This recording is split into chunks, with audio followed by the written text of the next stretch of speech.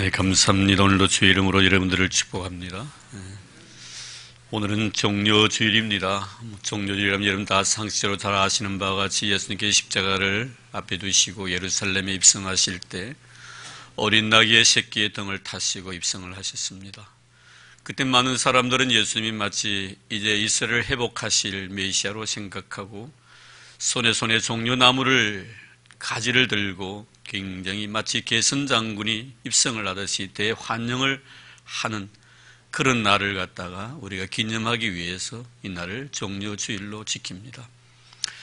사실 이번 주일은 사실 종려주일이 오늘입니다만 내일부터는 또 고난주일이기 때문에 주님의 나귀를 타신 그 모습이나 겟세마네 동산에서 정말 땀방울이 빗방울 되도록 기도하시던 주님의 모습 속에서 우리가 동시에 느껴지는 것은 예수의 겸손성입니다. 그래서 지금 이 종려주일의 의미보다는 고난주간에 초점을 맞추어서 오늘 이 말씀을 준비를 했습니다.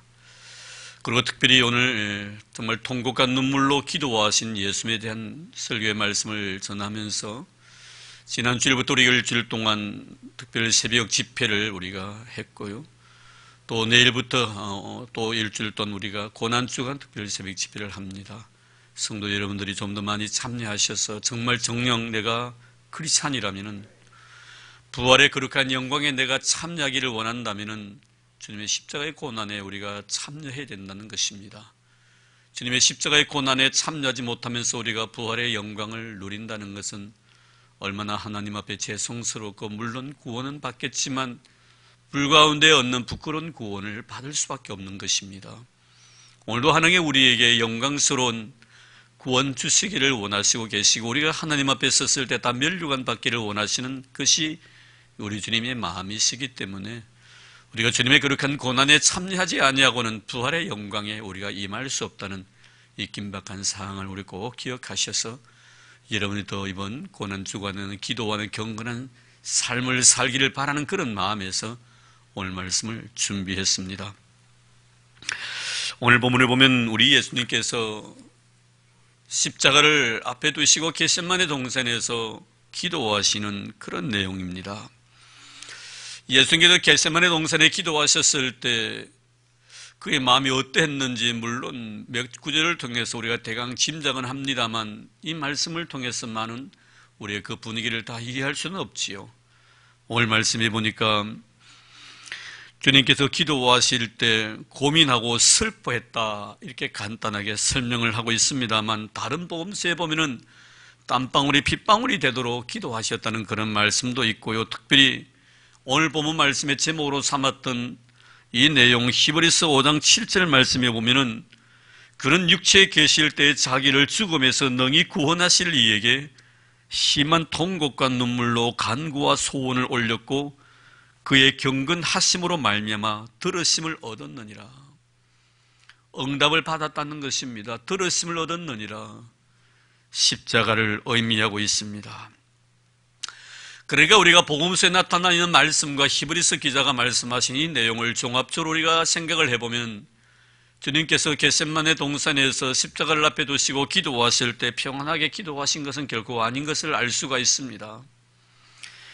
정말 마음속 깊은 곳에서 우러나오는 통곡과 눈물 그리고 정말 심히 슬퍼하는 그런 마음으로 하나님 앞에 기도하셨다는 것을 알 수가 있습니다. 물론 우리 주님께서 공생에 우리가 3년을 연구해 보면은 예수님을 참 힘들게 했던 많은 당시의 종교 지도자들 그들로 인하여서 많은 힘듦은 없지 않아 있었지만 이런 것은 주님의 사역 속에서 문제될 것이 없었습니다. 외부로부터 오는 이런 여러 가지 시론들이었기 때문에 주님은 이 모든 것들을 말씀으로 다 감내해 나가십니다. 그러나 정말 주님께서 감당이 힘들었던 내부로 오는 그런 시험거리가 생애 중에서 두 번 있었지요. 한 번은 바로 공생이 시작하기 전에 40일 동안 금식하고 나신 뒤에 바로 이은 사단의 유혹이었습니다. 물론 이것도 예수님 당신 자신 개인을 위한 일이었기 때문에 말씀을 통해 다 물리치십니다. 그런데 정작 가장 힘들었던 시험은 바로 이 십자가의 시험입니다.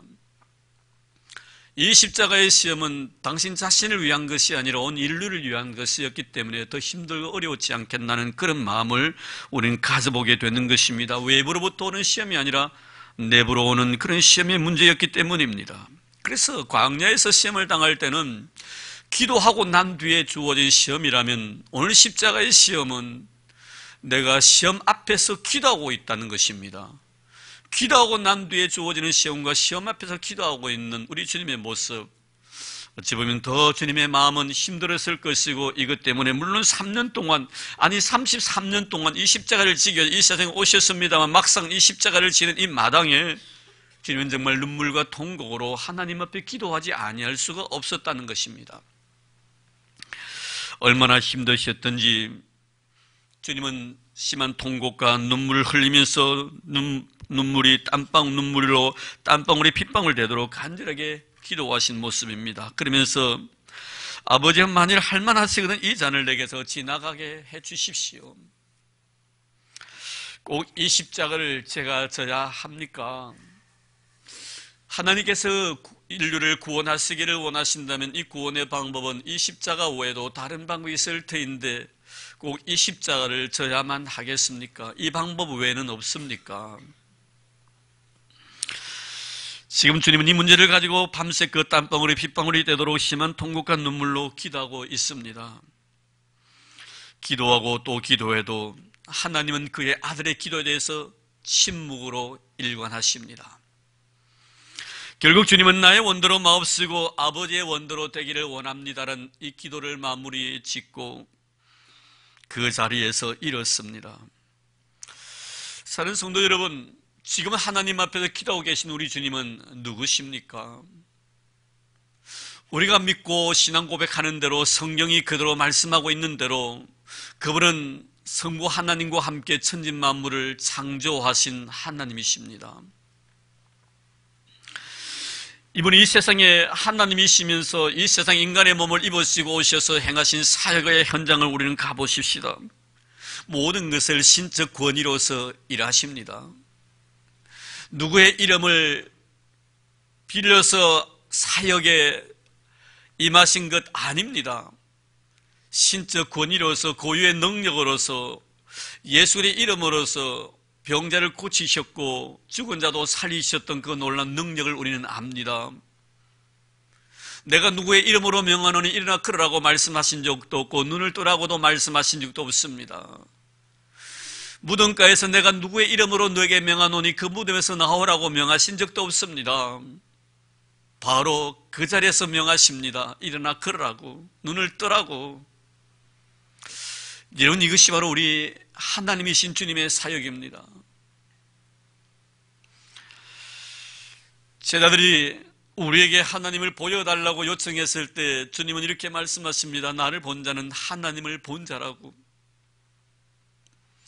무리로 걸어갔을 때 제자들이 너무나 두려워서 유령인 것처럼 하고 무수했을 때 주님은 내니 두려워하지 말라고 하시면서, 내니라는 말씀 바로 나는 나다라는 뜻입니다. 나는 나다는 뜻이에요. 나는 하나님이라는 것입니다.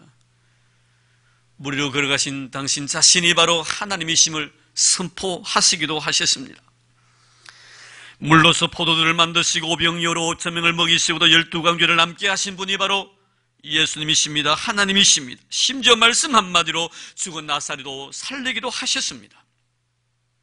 그런데 그 하나님께서 지금 인간의 몸을 입으시고 이 세상에 오셔서 성부 하나님께 기도하고 계십니다. 무슨 의미입니까, 여러분? 하나님이신 예수님께서 인간의 몸을 입으시고 이 세상에 오셔서 성부 하나님께 기도하고 있다.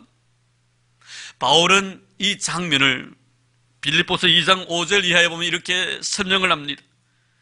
너희 안에 이 마음을 품어라. 곧 그리스도 예수의 마음이니 그런 근본 하나님의 본체시나 하나님과 동등됨을 취할 것으로 여기지 아니하시고 오히려 자기를 비워 종의 형체를 가지사 사람들과 같이 되셨고 사람의 모양으로 나타나사 자기를 낮추시고 죽기까지 복종하셨으니 고 십자가에 죽으심이라.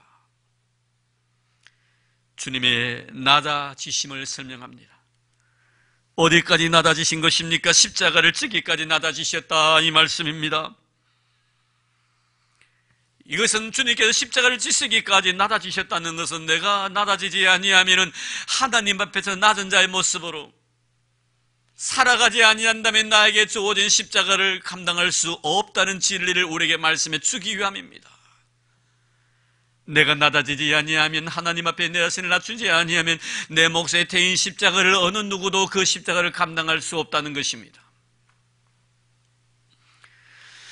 그렇습니다. 나를 포기하지 아니하는 우리는 나에게 주어진 십자가를 감당할 수 없을 것입니다. 신앙인으로서 나를 포기한다는 것이 왜 그다지도 중요한가?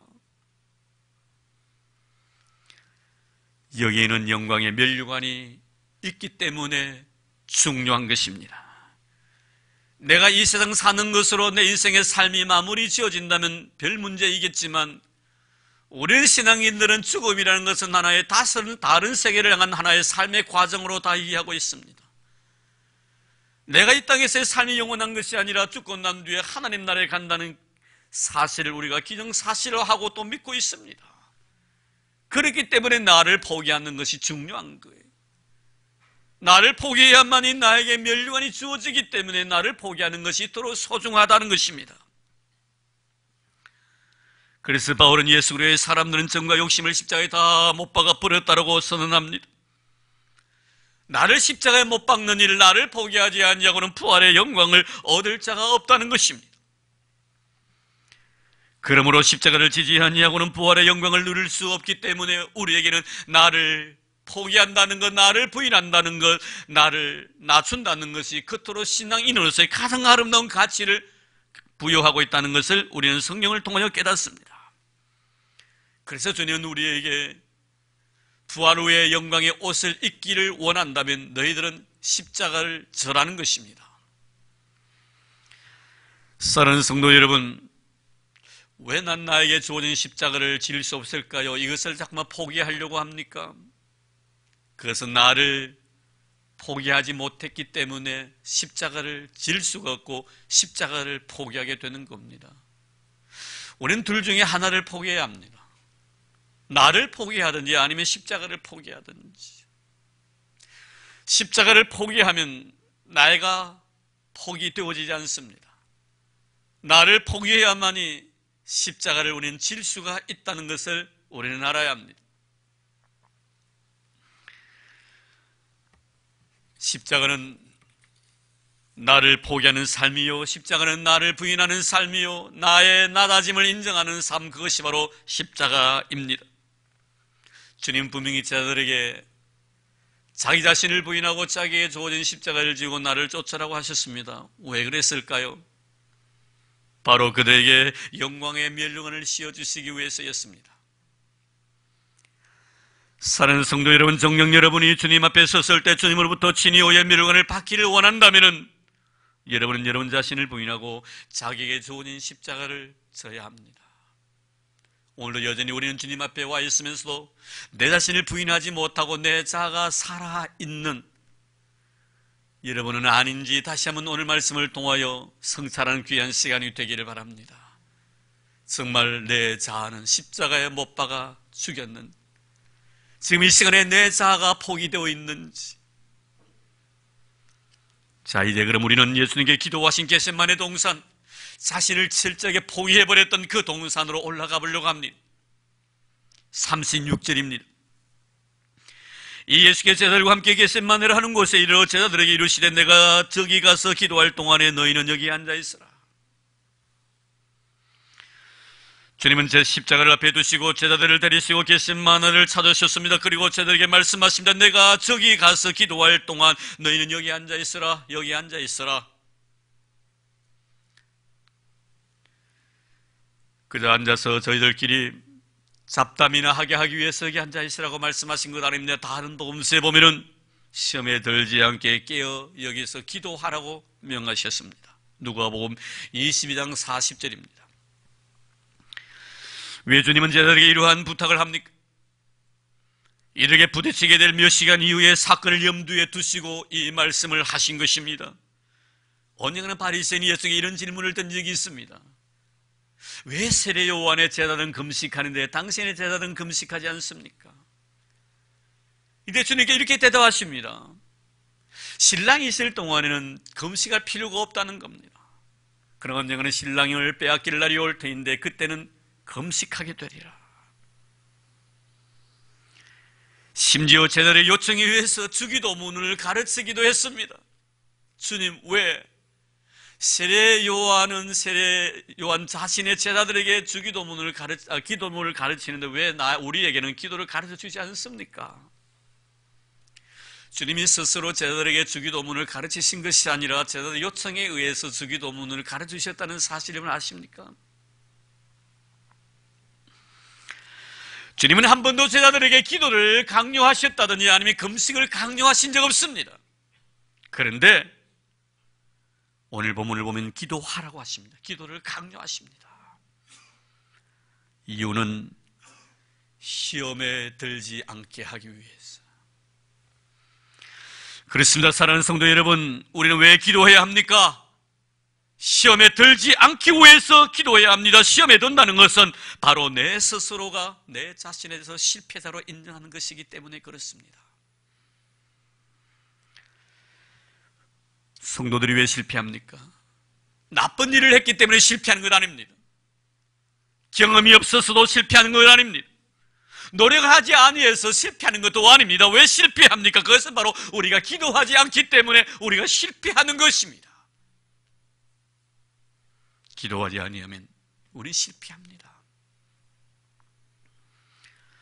보세요. 이스라엘이 가나안에 들어갈 때 여호수아와 온 이스라엘 그들 앞에 놓이던 큰 성 여리고 앞에서 하나님 앞에 무릎 꿇고 기도합니다. 그 기도 속에 주님의 오다가 내려옵니다. 그 성을 돌라는 것입니다. 그를 승리합니다.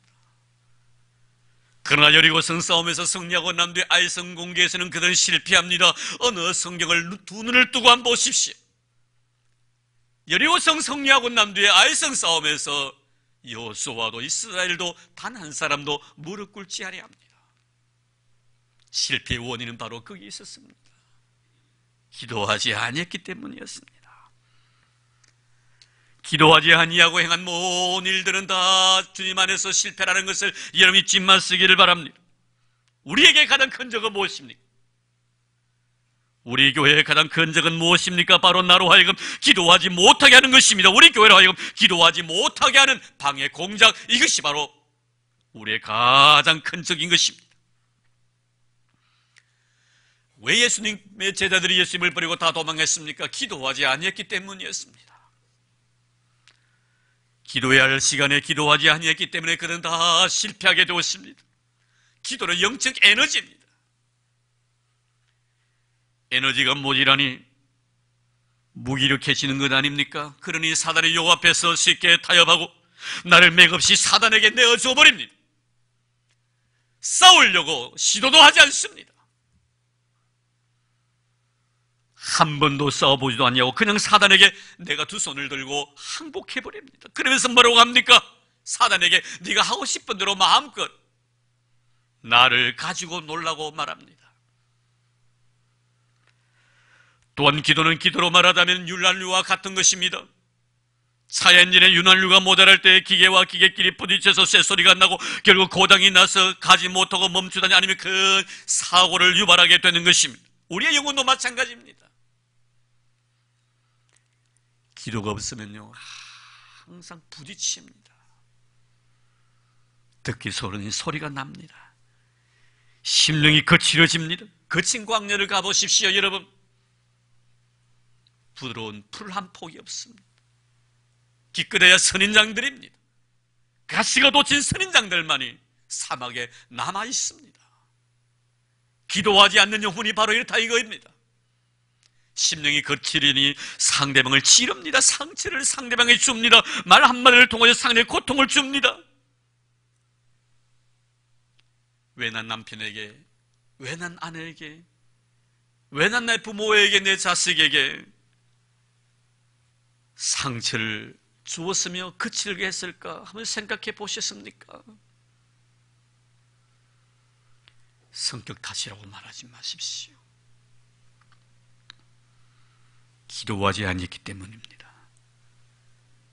기도하지 아니하면 대형 사고 납니다. 그러므로 기도라는 것은 사고를 미연에 방지하는 센서 역할을 합니다. 기도하게 되면요, 내 영적 상태를 짐작하게 되는 거예요. 평소에 한 번도 제자들에게 기도를 강요하지 아니하셨던 주님께서 오늘은 기도하라고 하십니다. 왜요? 기도하지 않으면 시험에 들기 때문입니다. 실패하기 때문입니다. 그러므로 여러분의 기도를 방해하는 요소를 제거하십시오. 그럴 때 여러분은 어떤 시험이 와도 이길 수가 있을 것입니다. 예수가 함께 계시니 시험이 와도 겁없네. 할렐루야. 누구에게 주님은 함께 하십니까? 기도하는 사람입니다. 기도하는 사람에게 주님은 함께 하십니다. 그러면 시험이 와도 우리는 겁이 없다는 것. 교회도 마찬가지입니다. 교회로 하여금 기도하지 못하게 하는 것이 있다면 다 제거해야 합니다.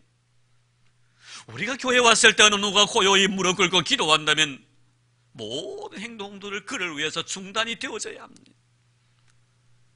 기도를 절대로 내 행위를 통하여 방해하면 안 됩니다. 우리 예수님 보십시오. 나귀 새끼의 똥을 타쓰고 예루살렘에 입성하시고 나신 뒤에 제일 먼저 찾으신 곳이 어디입니까? 바로 성전이었습니다. 왜 주님은 성전을 찾았을까요? 교회로 하여금 교회되게 하기 위해서입니다. 주님은 성전에 들어갔었을 때 교회로 하여금 교회되게 하지 못했던 모든 사람들의 악한 행위를 갖다가 다 책망하십니다. 채찍을 내리치시면서 비둘기 파는 자, 돈 바꾸는 자들의 상을 뒤엎으시면서 대노하셨습니다. 왜 이렇게 하셨을까요? 예배를 그들이 방해했기 때문입니다. 주님은 예배를 방해하는 자를 용납하지 않습니다. 어떤 상황이 있어도 하나님은 예배하는 자를 찾으십니다. 예배하는 자가 예배를 드리려고 할 때 그 예배를 방해하는 행위에 대해서는 주님께서는 가차없이 그래서 진노하신다는 사실을 잊어버려서는 안 됩니다. 그러면서 주님이 이렇게 말씀하십니다. 내 아버지의 집은 만민이 기도하는 집이라고 선언을 하십니다. 지금은 성전 안에서 어떤 일이 벌어지고 있습니까? 기도를 방해하고 있는 것입니다. 하나님 앞에 나와서 예배드리는 일을 갖다 방해하고 있는 것입니다. 그래서 주님께서 지금 노하시는 것입니다. 주님이 노하신 이유는 뭡니까? 주님이 기뻐하지 아니하는 일, 즉 사단이 즐거워하는 일을 할 때 주님은 노하십니다. 사단이 즐거워하는 일이 어떤 일인 줄 아십니까? 여러분, 성도가 기도하지 아니하는 것을 사단이 얼마나 즐거워하는지 모릅니다.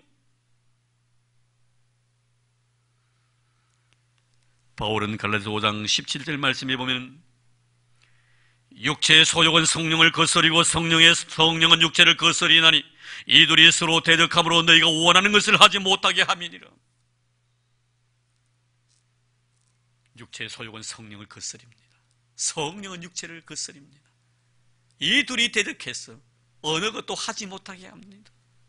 사랑하는 성도 여러분, 여러분의 마음은 성령께서 마음껏 활동하는 은혜로운 마음 되기를 주의 이름으로 축복합니다. 성령께서 하시고자 원하신 대로 행할 수 있는 여러분 되기를 바랍니다.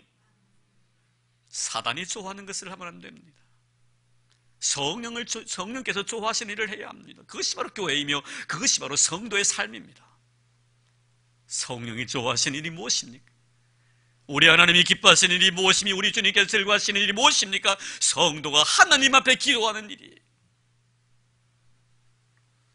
기도하지 아니하니까 내가 시험에 빠지는 거예요. 기도하지 아니하니까 하나님이 기뻐하지 않는 일을 가지고 기쁘게 생각하고 살아간다는 것입니다. 사랑하는 성도 여러분, 정말 하나님의 기쁨이 되기를 원하십니까? 성령을 기뻐하게 만드는 여러분 되기를 원하십니까? 그러면 기도하십시오. 기도하시면 성령 기뻐하십니다. 37절 39절입니다. 베드로와 세베대 두 아들을 데리고 가실 때 고민하고 슬퍼하사 이에 말씀하시되 내 마음이 매우 고민하여 죽게 되었으니 너희는 여기 머물러 나와 함께 깨어있으라 하시고 조금 나가서 얼굴을 땅에 대시고 엎드려 기도하여 이르시되 내 아버지여 만일 할만하시거든 이 산을 내게서 지나가게 하옵소서. 그러나 나의 원대로 마옵시고 아버지의 원대로 하옵소서. 주님의 기도의 모습입니다. 37절에는 고민하고 슬퍼하는 마음이 있었다고 합니다. 38절에는 마음이 고민하여 죽게 되었다고 말씀합니다. 그리고 39절에서는 얼굴을 땅에 대시고 엎드려 기도하셨다고 말씀합니다. 지금 기도하신 주님의 모습은 분명 평안한 상태는 아닙니다. 오히려 생명을 건 기도라고 표현하는 것이 바른 표현일 것입니다. 왜냐하면 마음이 고민하여 죽게 되었다라고 말씀하고 있기 때문입니다. 통곡하시면서 눈물로 간구하는 기도입니다. 보통의 기도가 아닙니다. 생명을 건 기도입니다. 이 기도에는 분명히 눈물이 동반되어 있습니다. 이 눈물도 그저 눈물이 아니라 뜨거운 눈물입니다.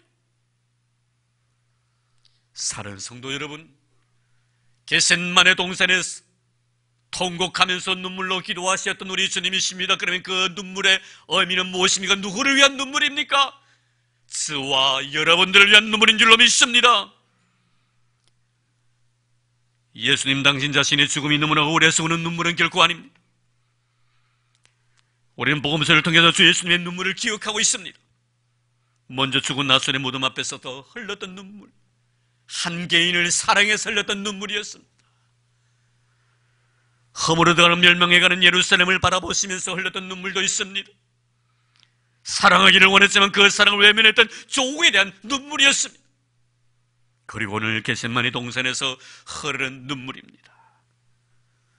이 눈물은 온 인류를 위한 사랑의 눈물입니다. 십자가의 사랑, 사랑하는 자에게 모든 것을 주고 싶은 사랑의 눈물입니다. 그 눈물을 주님은 지금 저와 여러분의 가슴에 뿌리고 싶으신 것입니다. 영혼을 사랑하는 그 눈물. 그렇습니다. 지금 주님께서 우리에게 원하시는 눈물도 바로 이 눈물인 줄로 믿습니다. 너의 영혼을 너무나 사랑한 나머지 너를 위해 모든 것을 주고 싶은 내 생명까지도 아깝지 아니할 정도로 사랑하는 자에게 주고 싶은 눈물, 그 눈물을 주님은 지금 뿌리고 계시고 우리에게 그 눈물을 원하고 계십니다. 사랑의 의미를 아는 자를 위한 눈물이었다면 이토록 간절하지는 아니했을 것입니다. 사랑했지만 그 사랑의 의미를 알지 못하고 오히려 사랑했던 자를 십자가에 못 박는 사랑을 배신한 자를 사랑하기에 그 눈물이 더 뜨거운 눈물이었던 것입니다. 사랑해도 그 사랑의 의미를 알지 못하고 오히려 사랑하는 나를 미워하는 너를 사랑하는 마음에서 나오는 눈물이야말로 가장 아름답고 고상한 눈물인 것입니다. 주님은 지금 겟셋마네 동산에서 이 눈물을 흘리시면서 기도하고 계십니다. 이 눈물이 바로 저와 여러분을 위한 눈물이라는 것을 기억하시기를 바랍니다. 41절입니다. 시험에 들지 않게 깨어 기도하라. 마음에는 원이로되 육신이 약하도다. 십자가 앞에서 그 고통의 순간에도 여전히 주님은 약한 제자들을 먼저 생각하고 계십니다. 마음에는 원이로되 육신이 약하도다. 보십시오. 지금 여러분, 주님은 십자가 앞에 사투를 벌리고 있습니다. 땀방울이 핏방울 되도록 통곡과 눈물로 하나님 앞에 기도하고 있는 이때 제자들은 주님의 마음도 헤아리지 못하고 다 잠에 빠져 있습니다.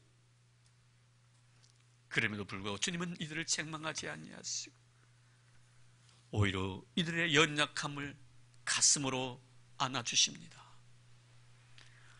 이분이 바로 저와 여러분들의 구주 되신 예수 그리스도이십니다. 42절 말씀입니다. 다시 두 번째 나가 기도와 이루시되 내 아버지여, 만일 내가 마시지 않고는 이 잔이 내게서 지나갈 수 없거든 아버지의 원대로 되기를 원하나이다. 아버지의 원대로 되기를 원하나이다. 십자가 앞에 기도하셨던 주님, 이제 조용히 하나님의 뜻을 기다립니다. 하나님이 나의 요구에 대해서 어떤 결정을 내리신다 할지라도 그 결정에 대해서 너를 사랑했기에 그대로 받아들이겠다는 것입니다. 그 결정이 십자가라 할지라도 그것을 수용하겠다는 의도입니다. 왜입니까? 너무나 사랑했던 자들이기 때문입니다. 그러므로 내가 사랑했던 자가 나에게 어떻게 대하든지 나는 상관할 바가 아닙니다. 내가 이 땅에 온 것도 그리고 십자가를 지는 것도 다 너를 사랑했기 때문에 내 운명이 어떻게 되든 난 아무런 상관이 없다는 것입니다. 너를 사랑해서 내가 이곳에 왔고 너를 사랑했기 때문에 내가 십자가를 진다는 것입니다. 그러나 너희들이 나의 사랑에 대해서 어떠한 모습으로 보일지라도 나는 상관치 않겠다는. 그래서 주님은 자신의 모든 것을 하나님의 뜻에 의탁합니다. 이건 역시 그렇게 하는 것이 우리를 위한 길임을 주님은 아시고 계셨기 때문입니다. 토마스 아 캠피스는 이렇게 기도합니다. 오 주여, 당신은 무엇이 최선인지 아십니다. 모든 일을 당신의 뜻대로 이루소서.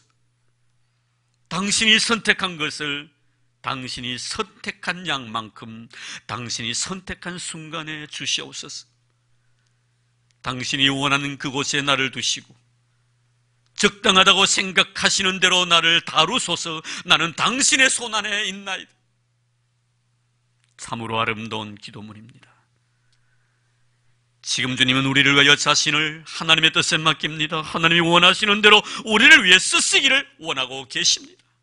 그래서 이렇게 기도하는 것입니다. 아버지의 원대로 되기를 원하나이다. 사랑하는 성도 여러분, 이것이 바로 주님의 우리에 대한 사랑임을 잊지 마십시오. 조용히 주의 뜻을 기다리면서 하나님의 거룩한 결정을 그대로 수용하는 것, 십자가를 수용하는 것, 그것 역시 우리를 사랑함의 증거인 것입니다. 45절입니다. 이에 제자들이 오사 이르시되 이제는 자고 쉬라. 이제는 자고 쉬라 하십니다. 누구에게? 제자들에게. 주님은 제자들에게 자고 쉬라고 합니다. 너희들이 자는 그 시간에 나는 계속해서 기도하겠다는 것입니다. 너희들이 쉬는 그 시간에 나는 일하겠다고 말씀하십니다. 그래서 주님이 이렇게 말씀하십니다. 수고하고 무거운 짐진 자들아 다 내게로 오라. 내가 너희를 쉬게 하리라. 여전히 주님은 제자들 입장에서 이 십자가의 사건을 전개해 나가시고 계십니다. 내 입장에서 십자가를 바라보는 것이 아니라 제자들 입장에서 십자가를 바라보고 계십니다. 당신 자신은 더 피곤하실 터인데. 43절에 보니 제자들의 눈이 피곤해서 기도할 시간에 자고 있었다고 말씀하고 있습니다. 그들이 기도하지 못했던 것은 피곤했어. 주님 당신 자신은 더 피곤하실 터인데 제자들을 이해해 주십니다. 그렇습니다. 우리는 항상 내 편에서 예수님을 이해하려고 달려듭니다. 그러나 우리 주님은 그렇지 않습니다. 그분은 우리의 대변자이십니다. 그리고 항상 우리 편에서 일하십니다. 우리 편을 위해 주십니다. 내 편에서 일하십니다. 내 편에서 기도하시고 내 편에서 능력 행하시고 내 편에서 은혜 주시고 내 편에서 사랑을 베푸시는 분이 우리 주님이십니다. 이제는 자고 쉬라고 하십니다. 주님 홀로 십자가를 지시겠다고 하십니다. 바울은 고린도후서 8장 9절 말씀에 우리 주 예수 그리스도의 은혜를 너희가 알거니와 부요하신 이로써 너희를 위하여 가난하게 되심, 너희를 위하여 가난하게 되심은 그의 가난함으로 말미암아 너희를 부요하게 하여 하심이라. 부요한 자가 가난하게 되심은 그의 가난하심으로 인하여 우리를 부요케 하기 위해서. 그렇습니다. 겟세마네의 기도는 저와 여러분을 위한 고난의 순간이었지만 주님은 순간 고난을 받으셨지만 우리에게 하나님의 놀라운 축복을 안겨다 주기 위해서 주님 당신 자신께서 겟세마네 동산에서 고난 받으셨던 것입니다. 나의 평안과 기쁨을 위하여 땀방울이 핏방울 되도록 통곡과 눈물로 기도하신 우리 주님이십니다. 이제 우리는 눈물로 우리가 이제 기도해야 될 때가 되었습니다. 십자가를 지시고 골고다 언덕을 향해 걸어가신 주님의 모습을 보고 눈물 지던 여인들을 보시고 주님 말씀하십니다. 나를 위해 울지 말고 내와 내 자손들을 위하여 울라고. 그리고 하나님을 떠난 예루살렘을 향하여 예루살렘아 예루살렘아 암탉이 제 새끼를 품에 안으려고 한 적이 몇 번이었던가 하면서 눈물 짓던 우리 주님의 모습. 사랑하는 성도 여러분, 이제 우리 고난주간을 맞이해서 주님의 눈물의 의미를 절대 우리는 망각해서는 아니 될 줄로 믿습니다. 그분이 2000년 전의 과거에 우리를 위해서 눈물 지으며 기도하셨다면 이제 우리가 우려야 할 때가 된 줄로 믿습니다. 지금도 여전히 그분은 우리의 중보자가 되어주셔서 우리의 연약함을 위해서 기도해 주실 것입니다. 기도해야 합니다. 이제 우리가 울 때입니다. 나의 죄를 위해서 울 때입니다. 내 가족을 위해서 울 때입니다. 내 나라 민족의 죄를 위해서 울어야 할 때입니다. 그리고 그분의 의와 그분의 나라를 위해서 우리는 눈물 흘려야 합니다. 이것이 바로 고난주간을 보내는 우리의 마음이기를 주의 이름으로 축원합니다. 하나님 감사합니다. 주님의 십자가를 생각하면서 은혜 나누게 해주신 것 고맙습니다. 겟세마네 동산에서 십자가를 앞에 두시고 우리를 위하여 땀방울이 핏방울 되도록 탄식과 눈물로서 기도하셨던 주님, 저희들로 하여금 그 눈물의 의미를 깨닫게 하옵소서. 이제 우리가 오려야 할 차례입니다. 우리를 위해서 기도해 주셨던 주님, 오늘 이 시간 우리에게 기도하라고 하십니다.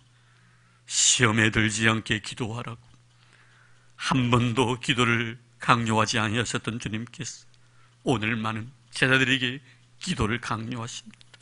아니, 이 시간 우리에게 기도하라고 강요하십니다.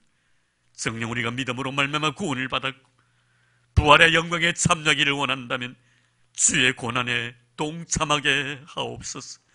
그래야 주님 앞에 서는 그날 부끄러움이 없는 우리가 되도록 축복해 주옵소서.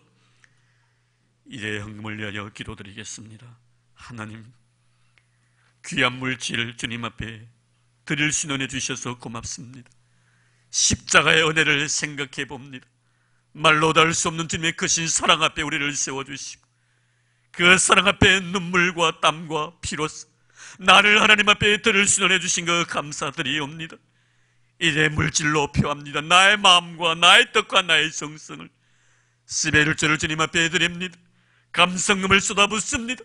성경금도 드립니다. 미랄의 헌금도 바치옵니다. 일천번제도 드리옵니다. 건축헌금도 바쳤습니다. 주여, 이들의 드림 후에 두 손들어 복을 부어 주옵소서. 삶에 하나님의 거룩한 은혜 복이 넘치게 하옵시고 부여와 재물이 떠나지 아니하도록 두 손들어 축복해 주옵소서. 나를 이 세상에 보내주신 하나님의 내가 너무나 고마웠어. 곧도로 하나님의 거룩한 제단에 순놓았습니다. 주여, 지난 삶도 그러하셨듯이 앞으로 나의 남은 여생도 하나님의 은혜 속에 살아가게 하옵소서. 아름다운 향기를 바라게 하옵소서. 주의 영광을 위해서 거룩한 모습으로 쓰임받게 하옵소서. 건강도 주시고 믿음도 더해주시고 성령의 충만함도 허락하여 주옵시고 주의 귀한 요동을 위하여 모든 사람이 복을 받게 하여 주시옵소서. 하나님 아버지, 우리 교회를 사랑해 주신 것 감사드립니다. 우리 성도들을 축복해 주신 것 감사합니다. 들어가도 복을 받고 나가도 복을 받는 우리 성도의 삶이 되게 하옵소서. 저의 삶의 지경이 넓어지도록 축복해 주옵소서. 만복의 거론 되신 예수님 이름으로 감사하며 기도드리옵나이다. 아멘.